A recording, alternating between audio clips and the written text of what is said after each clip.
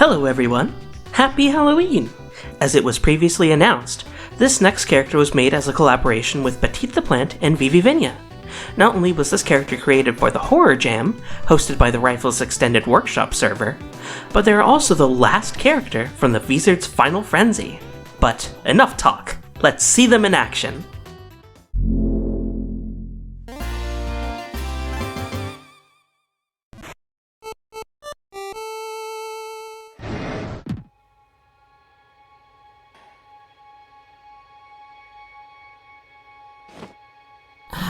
A fellow hunter. What brings you here, lonely traveler? Oh, you seek to revive your fellow warriors. They were cancelled. I see. Well, traveler, would you be willing to sacrifice everything, including your own blood, to get them back?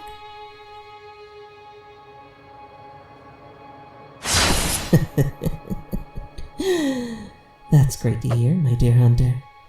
All you have to do is gather these items at these locations. Then, when you have everything, just bring it all to where it all began and make a blood offering. I'll see you then.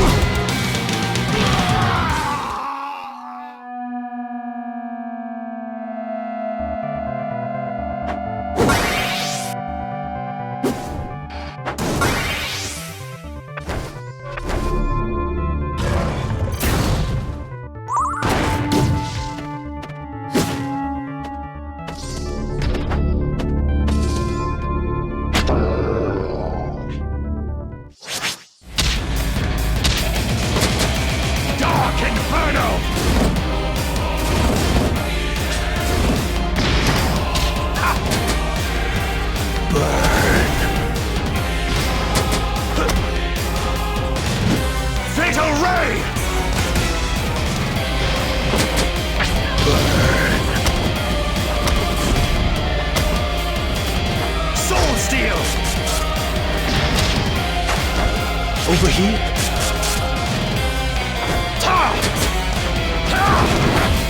Out of my sight! Everything must burn.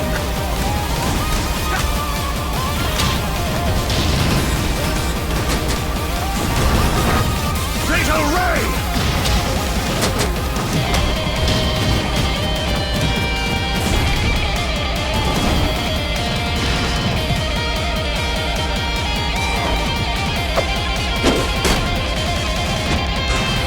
Now, the finale.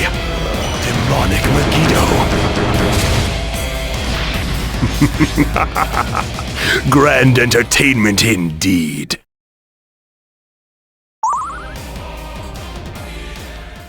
Finally, after so many years and many different Castlevania stages in workshop, we closed this project with the one and only Vlad Dracula Țepeș, the main antagonist of the legendary Castlevania series. I've been meaning to make a Castlevania character for workshop for years now, and I'm happy we're finally able to make that a reality. But how did it come to be?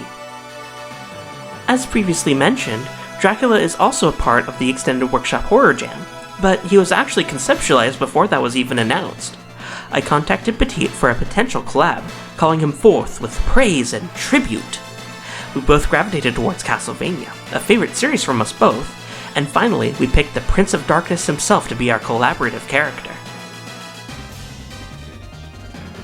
We actually had a moveset and even a set of sprites made, but then, when the Horror Jam was announced and was getting closer and closer, we decided to scrap all of that and start from scratch, with a new moveset and new set of sprites.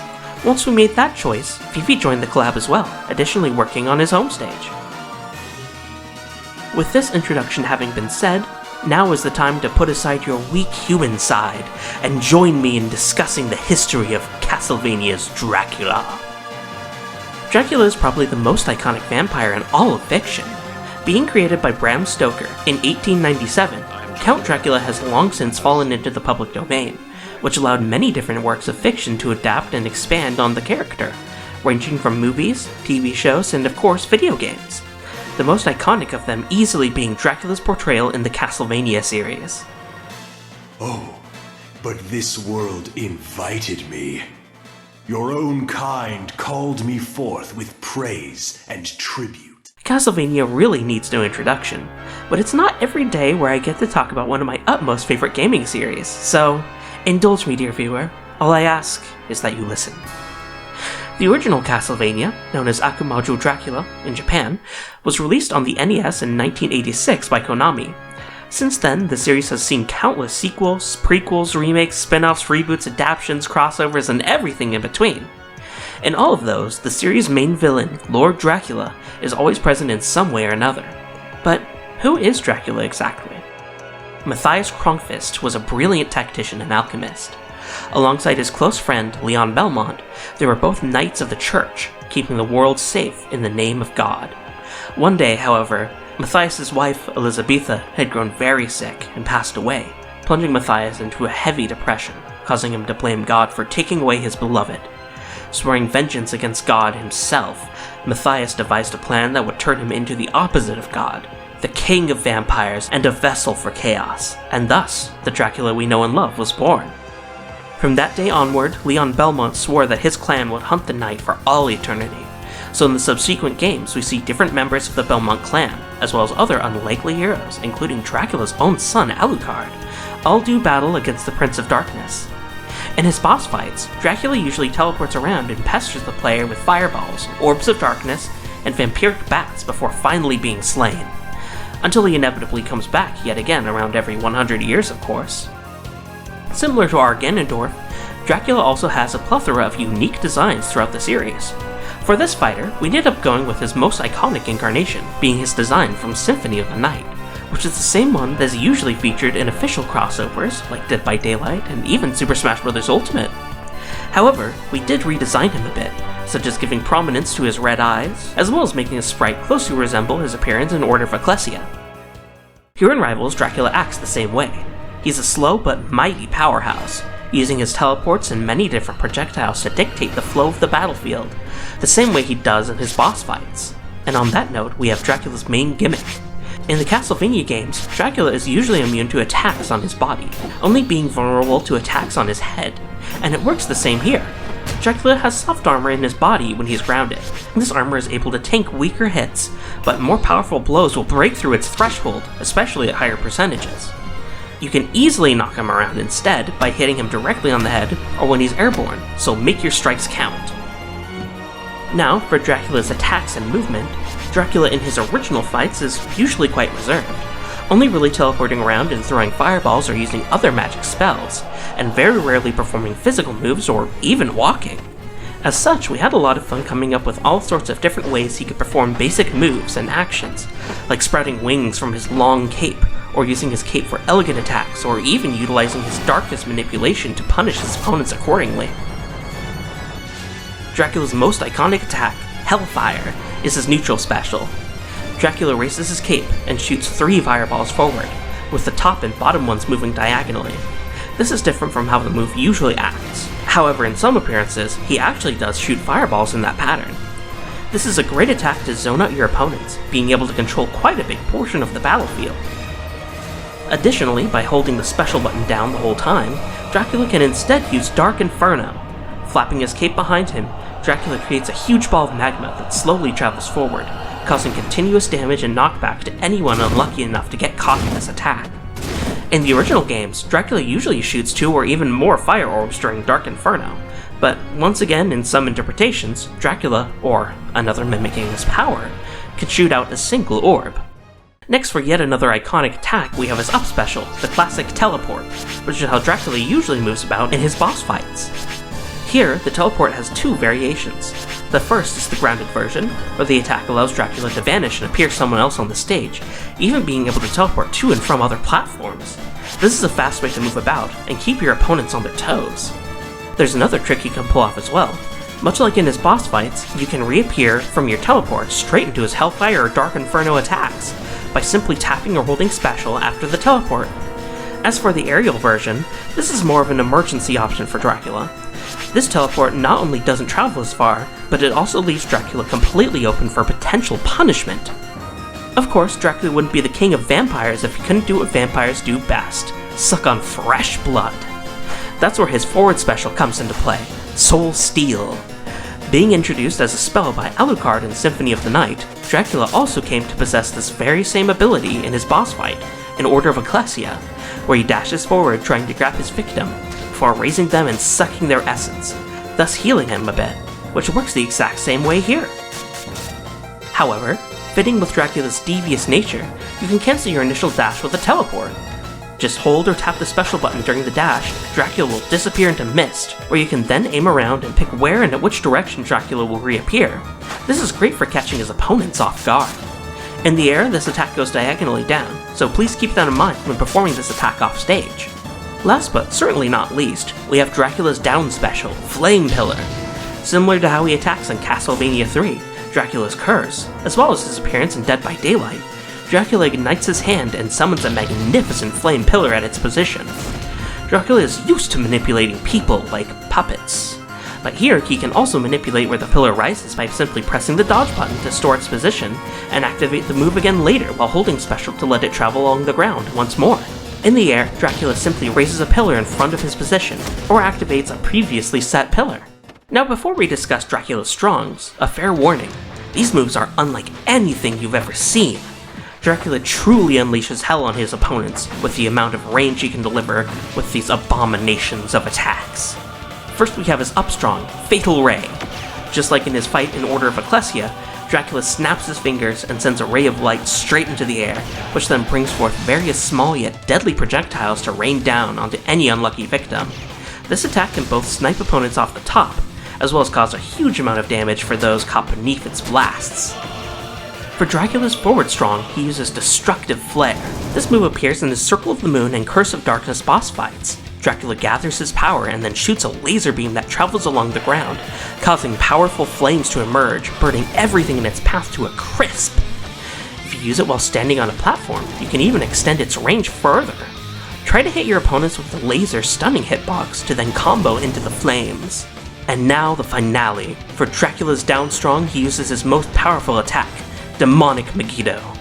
Dracula raises his hand into the air, gathering as much power as possible before he finally lets loose and unleashes this tremendous power into a gigantic multi-hitting orb that destroys anything it comes into contact with. That covers all of Dracula's major moves. But, of course, what is a Rival's Workshop fighter? A miserable little pile of references! So, let's show them off. As mentioned before, Dracula uses his cape for many of his attacks, namely all of his tilts. His up tilt in particular comes directly from his boss fight in Order of Ecclesia, where, if Shinoa tries to jump over him, he'll quickly swipe his cape vertically, covering quite a bit of range. Speaking of his cape, he can also transform it into wings of a bat, doing so during his double jump, as well as during his neutral air and back air. On the topic of bats, that's where his dash attack comes into play. Bat Moon turns him into a swarm of bats, rushing forward before he reappears later. This move is capable of dealing multiple hits if you hit it just right. Also, you might have noticed during many of Dracula's attacks and actions, he'll spawn several bats around him. Whenever he rolls or dashes, he will also briefly turn into mist. This is one of the powers of a vampire, after all. For his up air, Dracula summons a portal of dark magic above him, dealing multiple hits to anyone caught in it. This move doesn't have a one-to-one reference in his boss fights, but the design and especially the pose are reminiscent to a specific attack in Castlevania the arcade. The main reference actually comes from Dark Rift, one of the spells that Charlotte Lynn can learn in Portrait of Ruin. Dracula is an intellectual person, or rather creature. He was a master tactician after all, so he doesn't usually get his hands dirty, preferring to use his demonic spells or cape swipes to keep his opponents at bay. Though, when he's truly mad, Dracula can swing a punch or kick if needed. Just like in his boss battle in Order of Ecclesia, where Dracula performs a gigantic heel kick. Of course, we had to adapt that into his moveset as his forward air. This is a fast and powerful move that can spike opponents if you're hit with just the heel.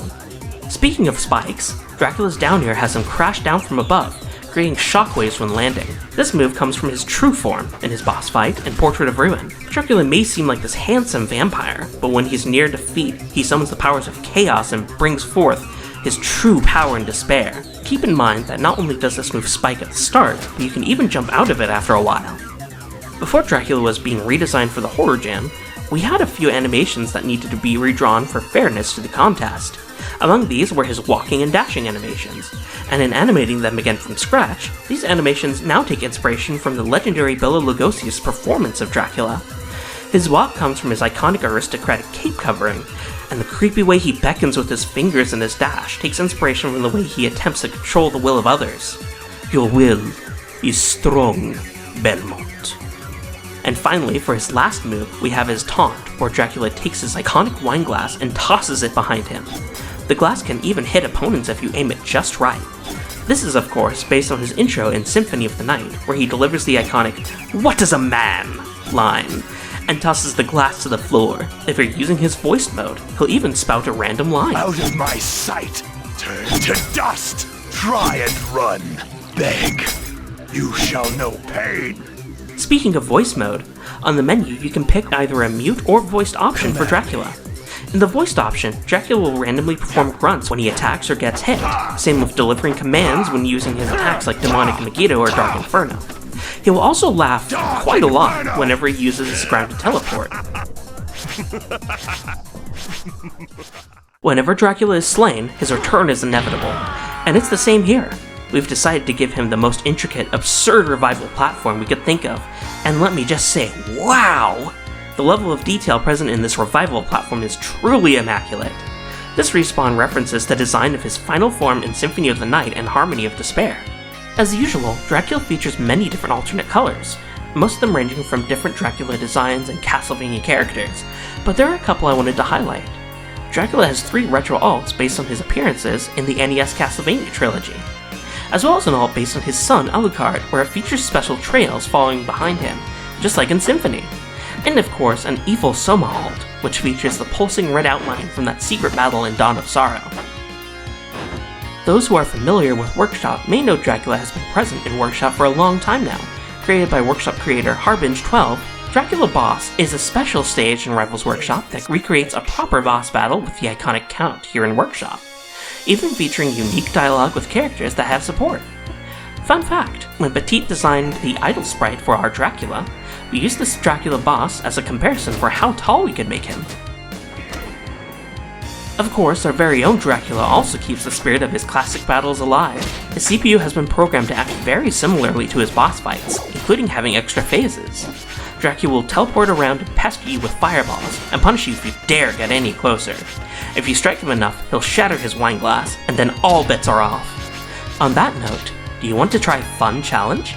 Try facing a level 9 CPU Dracula using the SSL Christopher Belmont Workshop mod for the real Belmont vs. Dracula experience.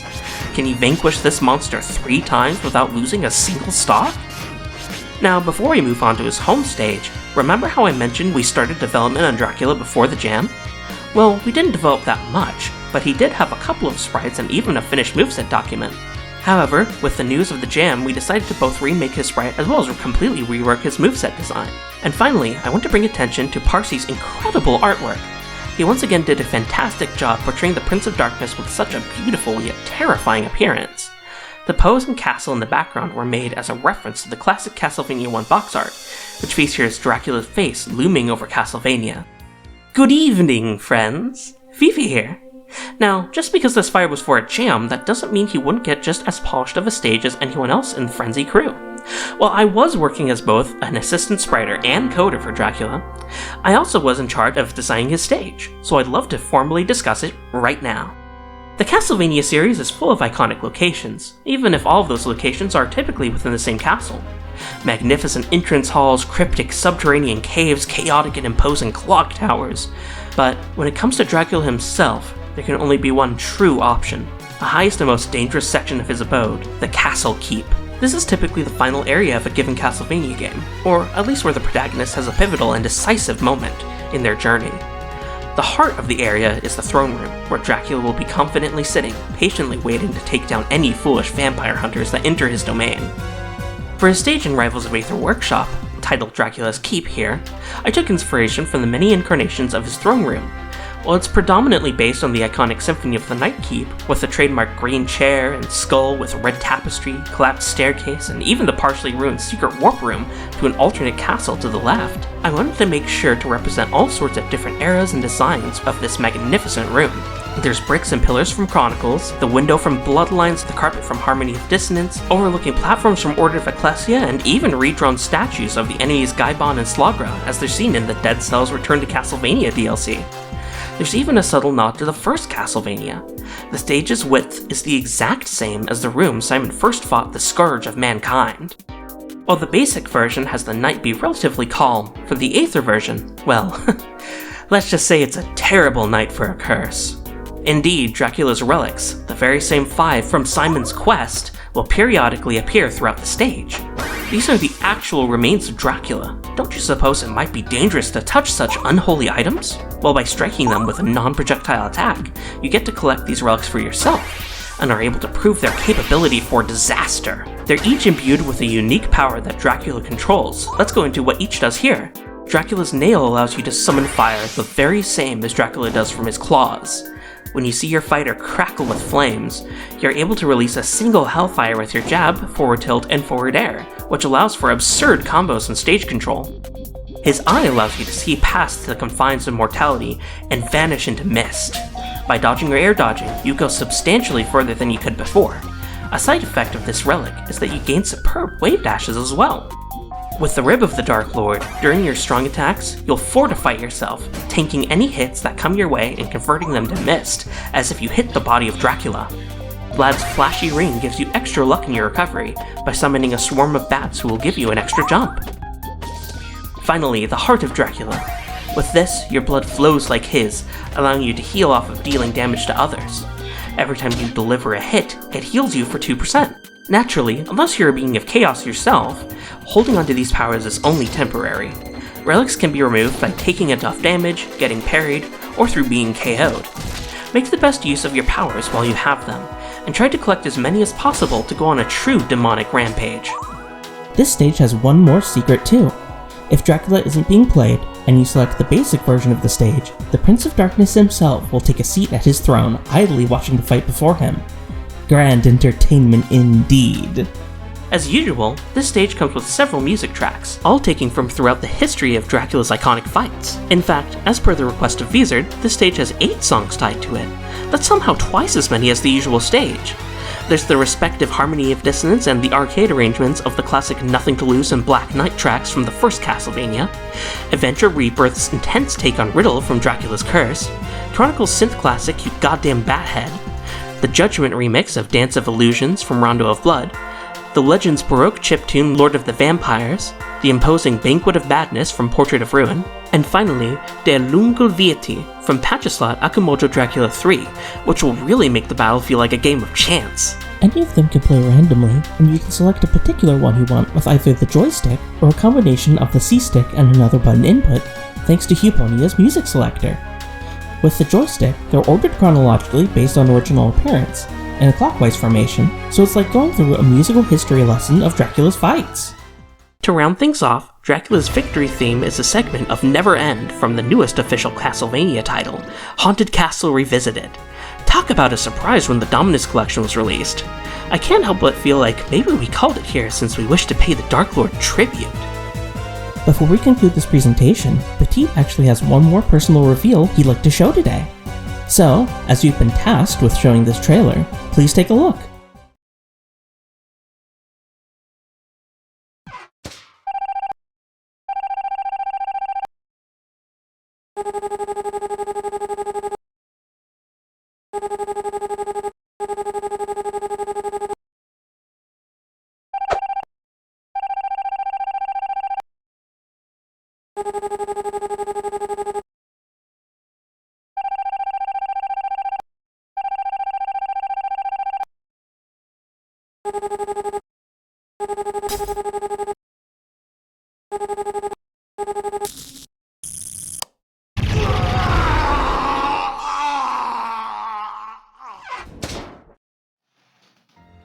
So, I'd say this is it, the very last character of the VVizard's Final Frenzy. But before we get into that, I have one more thing to say about Dracula and Castlevania. As I've mentioned before, I always wanted to make a Castlevania character for Workshop, not only because that is one of my favorite gaming series, but especially for what it means to me and how I fell in love with it. Of course, I was always aware of Castlevania throughout my whole life, but I had never really played a game in this series before, but it was when both Simon and Richter were revealed for Super Smash Bros. Ultimate, alongside a unique Dracula boss fight and stage and many unique music arrangements, that I started to hear more and more praise for the series, especially bringing up how perfect Smash adopted the series into this platform fighter. So, the same way I discovered and gave Castlevania a chance, all because I saw how well adapted the series and characters were translated to Smash, I decided to do the same here in Rivals Workshop. The same way this Final Frenzy project was a celebration of characters and series we all love so much, we also make these big showcases to display how much all of these works mean to us, and to many other fans all around the world. Perhaps a Smash fan might check out Rivals due to our Ganondorf mod, or maybe a Rivals player might buy the Ace Attorney trilogy because of our work here in Workshop. And that's why I'm thankful for being able to bring all of this to you guys in the community, as well as for the many players and fellow Workshop creators that joined on this project, either as a collaborator or just a viewer. And seeing people's comments and reactions about the work we've created with so much love here in Workshop means so much. It really does bring a smile to all of us here on the project. For our Dracula, we designed him as a heavyweight zoner, and making how he usually fights in the Castlevania series, with keeping the player on their toes with his teleports and forcing them to approach thanks to his many different projectiles and invulnerable head, and I'd say we achieved that same design here in Rivals. Fighting against Dracula truly does feel like fighting a powerful final boss that demands your respect. Now, closing it all off, I would like to thank all of the brilliant artists that made this entire project a reality. It was by Petit's hand that Dracula was once again given flesh. He truly knocked it out of the park with the character's animations and especially the absurd level of detail in his many effects. To VVizard for her collaboration in trickier parts of the character, as well as fully making his home stage from scratch. Also thanks to the creators Haunted Fenny and Nyazure Dreams, who also provided assistance with some of Dracula's animations. And of course, thanks to Parsi for his brilliant thumbnail artwork as always. So, I believe that is all. As I've said, Dracula is closing the VVizard's Final Frenzy. We previously released Ganondorf with Artists of Seer, The Nemesis with JH, Apollo Justice with Robo Shy Guy, Miles Edgeworth with SB24749, Pyramid Head with VVizard, The Chosen Undead with Nyazure Dreams, The Pale Blood Hunter once again with Seer, and finally, Dracula with Petite. All of these characters had extra assistance from various artists as well, and all featured a completely unique stage and artwork, ranging from Gustavo to VVizard to Parsi. Thank you all so much for this incredible journey we all had together. This might be the end of VVizard's Final Frenzy, but that's still not the end of my journey in game development and content creation. So before I leave, please take a look at this. Perhaps we'll meet again. Farewell.